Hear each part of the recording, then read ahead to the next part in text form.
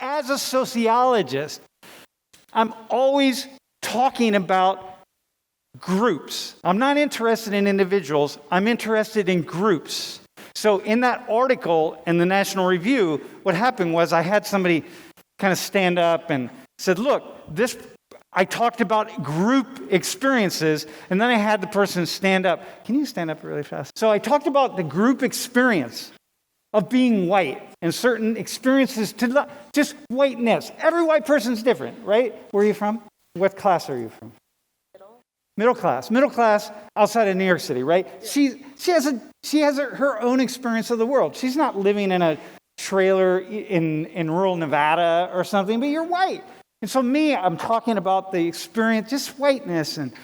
But then I had somebody like Jesse stand up, who was the kid that was in that video, and I said, look, so this guy here, his name was Russell, so he'd be like, you, Jesse, let me just put some things together about an average white person in the United States. And here it is, and I walked through. But that's a really hard thing to do, because Jesse we only know two things about her, right? You're from outside of New York City, you're middle class, and you're at Penn State. 3 things about you. But there's so many things about her that we don't know. You and I, we could talk for an hour, and we'd barely get to there, right? So what can I say about you, about white people that would all be embodying you? Nothing, right? The issue is, when you're doing sociology, y'all, right, we try to stay away from the ends of the bell curve. We're talking about sort of the norm of it in a certain sense, right? And then when we're getting into the norm, like main statements that white people are Muslims or Buddhists or Indians or whatever the case is, we're making these sort of generalizing statements. But if we don't do that, we can't have a conversation about anything. Any group you talk about, you're going to make generalizations. You just want to be pretty good at how you do it and the ways in which you make the generalizations, and don't push it too hard. And I'm going to give you an example of this, okay, that I think is really valuable. Turn around here, and this is black Americans, okay? Now, it's Africans, it's Afro-Caribbeans, it's African Americans, it's all people who identify as of having African ancestry. It's broken up into deciles, so 10, but we're going to squeeze them together. So you are the richest 20% of black people. You're the richest next 20% of black people. You are the middle richest 20%. Then you are the poorest 20%, and you're the second poorest 20%. Okay? Got it? So now imagine right here, in this bag right here, I have all black wealth. Every black person in the United States, I have all of their money right here. I'm going to distribute it out. And then here's the amount of money that's going to go to the richest 20% of black Americans.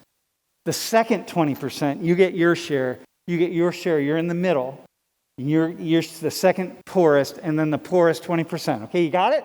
So I've distributed all of black wealth here in the United States. This is how it gets distributed. You know, like rich people have a lot more than poor people and so on, right? You, the richest 20%, controls 90%.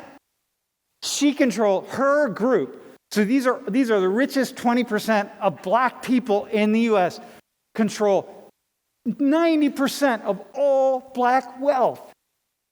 It's like, damn. Like, it's the same with white people, by the way. The richest 20% of white people control 90% of all white wealth. It's the same thing. Then the second, and you control the second richest 20%, controls 10.3. Okay, so 10%. And then here, we're at 2.5%. You control 2.5% of all black wealth. You have nothing at all. The poorest 40% of black Americans virtually have no wealth. But the richest 20% of black Americans control 90% of all the wealth that exists in the black community. Okay, you're following this, right? So if I want to make a statement about black people, who am I talking about? If I want to talk about the oppression of black people, who am I talking about the oppression of black? Am I talking about her, these people down here? Or these people in this group? Or these people down here? If I'm talking about, you know what I mean? And if I want to compare black people to white people, Or black people to Asians? What am I going to compare? Am I going to compare black people down here to white people up here? Like, what am I talking about? And so when you do sociology, you're always thinking about these kind of factors and forces, right? Which group is it? Like the really rich people? The really privileged people? Because if we just start talking about black people as being like lacking privilege compared to white people, it's like, hang on a second. Her? How about just the richest 10% that controls 3/4 of all the wealth? That's some serious privilege here. If we're going to just look at wealth, so you understand, sociology becomes this thing where it's really difficult to do because you're always trying to figure out are you comparing apples to oranges or apples to apples or oranges to oranges or what are you doing or how you doing it? And so that's what we're doing all the time. Okay, is that cool? So critical race theory, if we just start talking about black people as like, oh, well, the white power and white this and white that and black exclusion and black oppression and white fragility, I don't know, all these things that we throw around. Who are we talking about? Who is it? And that's why when you talk about this stuff, you got to be really careful about what it is you're saying and how you're saying it. Because talking about these folks is really different than talking about these folks right here. Very different world. And then you got lots of Latinos or Latinx and Asians or white people who are also down here. And you're going to compare these people to those up here? You see how it is? You see like where this stuff gets really discombobulated? Bad people who are not doing this very well and just throwing around these terms like critical race theory and this and that. It's like, you got to account for shit like this. And if you're not accounting for it, then you're not doing anything that's very interesting and valuable.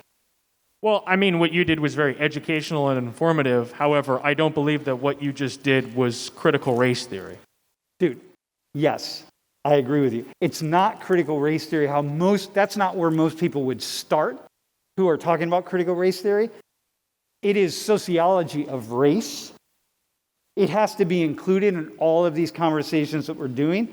But if you were to ask people about, hey, give us your 10-minute or 15-minute spiel about critical race theory, that wouldn't be part exactly. of it. That would not be it. Yeah, they wouldn't be saying hey, well, wait, what are you talking about here? Are you talking about rich people, poor people? No, it's not part of it, but that's all part of it. And that's what you get in this class. It's very complicated. It's a whole semester of complication. I guess that's probably also not what I would think of when I first think of critical race theory, but what you said makes sense to me overall, so. And okay. I think it's really important to point that out because like you said, it's not something that people think about when you start talking about this topic. You don't start thinking about how really you can apply that to any race and it's going to be the same thing where it depends what portion of the people that you're talking about when you're comparing them. Okay, so here, right, yes, people all have unique histories. And within those histories, within that group, they share lots of things. But people also have very different history. For example, the history of white immigrants in the United States, every single white immigrant group, so especially if you're from Southern Europe, right, like Polish and, or even Northern Europe because of the Brits. I mean, there are every group that came into the United States was shat upon in some way by the groups that came before it, right? You bring people in because you want to exploit their labor somehow. So all these ethnic white cultures that came in the United States, they were brought in to exploit their labor. I mean, it's the nature of it, right?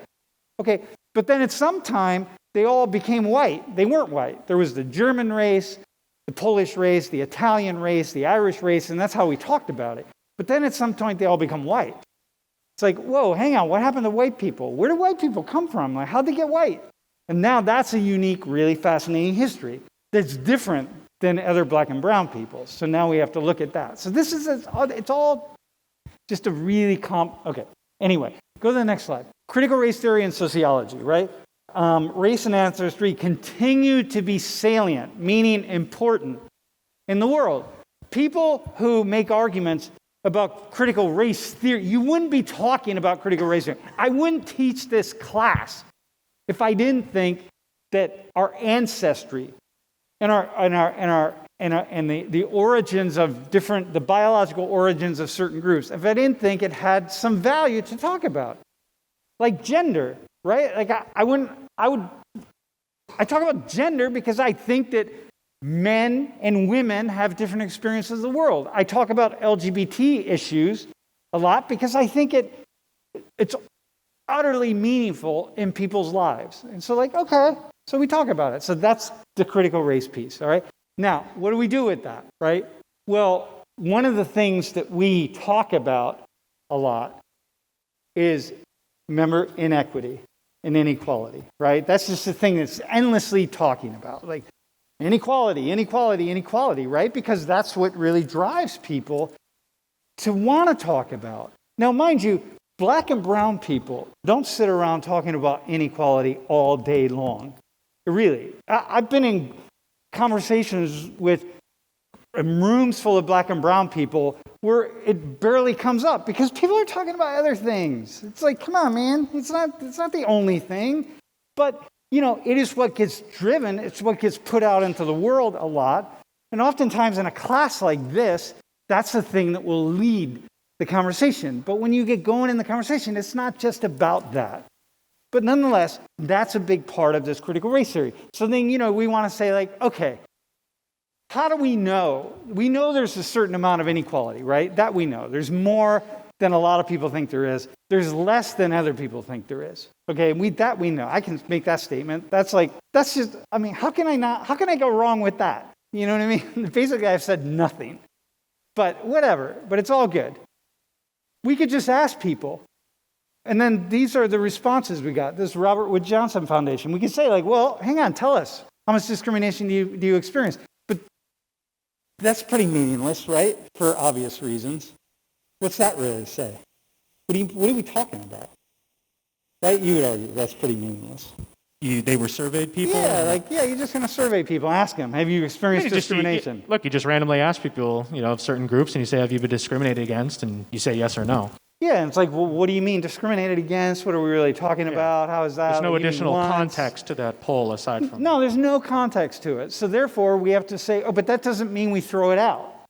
Because now we're still studying really carefully and deeply analyzing. So you can do things like that, but that has no meaning. You can't just ask somebody, you know what I mean? Okay, so therefore it's true, because you think it's true.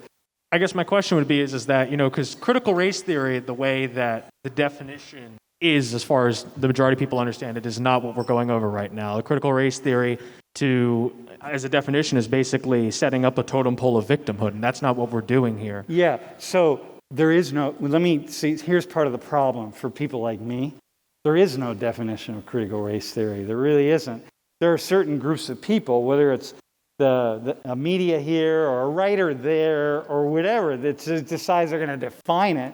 But what I've been doing for 31 years in this class is critical race theory, meaning that I'm taking the bag of all the issues related to race and culture and ancestry, and I'm pulling stuff out of the bag and looking at it and saying hey, what is this? Right? So the way that I described it to you, what would you call that? Educators who do that in the classroom, teach it to their students, who teach them about totem poles and victimhood and oppression. If that's not critical race theory, what would you call that? I would call that people who have a very superficial understanding of politicized ideas, and then they feel like they're going to just put that out into the world somehow. First off, most people, teachers or anybody, shy away from talking about race in any way, shape, or form. Because people, especially white people, because you don't want to say the wrong thing. So most people aren't talking about it. They might be like, well, my 15-year-old students, you should really learn about critical race theory because, Black people and Native Americans and Chicanos and Chinese in the 19th and early 20th century are oppressed. But they're not saying anything. It's nothing.